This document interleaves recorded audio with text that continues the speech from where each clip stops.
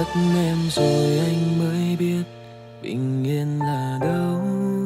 Khi chúng ta xa rời anh mới thấu con tim u sầu. Những tiếng yêu ngày nào chỉ làm thêm đớn đau.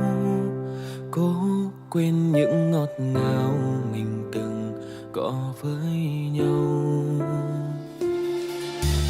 Vì anh có biết bao lo âu cuộc sống, chẳng thể mang đến những điều em muốn. Thời gian trôi em đã dần đổi thay, một người vẫn giữ, một người buông tay. Anh đã từng cố gắng vun đắp cho tình yêu của mình, nhưng vô tình đánh mất thời gian ở bên cạnh em. Người đàn ông trong tay chẳng có gì, tương lai quá mơ hồ.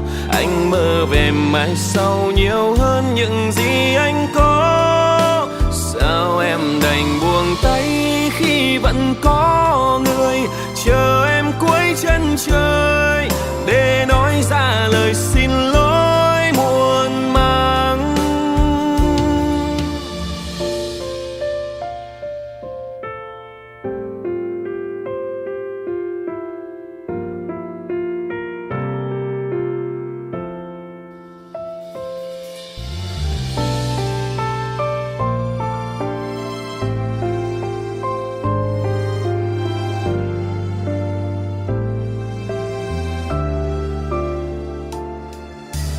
Vì anh có biết bao lo âu cuộc sống,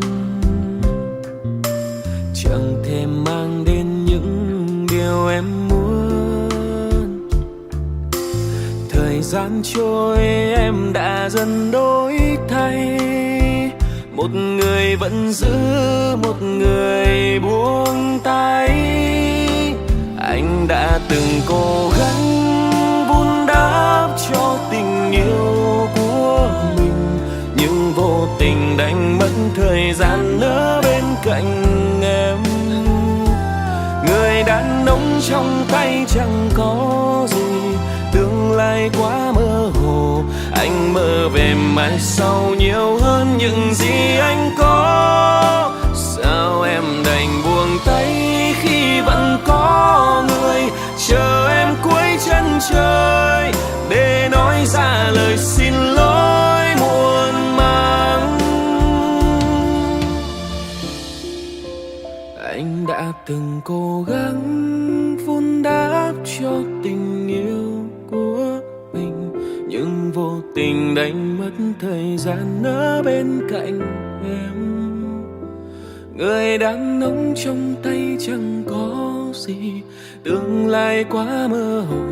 Anh mơ về mai sau nhiều hơn những gì anh có. Sao em đành buông tay khi vẫn có người chờ em cuối chân trời, để nói ra lời xin lỗi muộn màng. Rời xa nhau vì mình có duyên, không phận.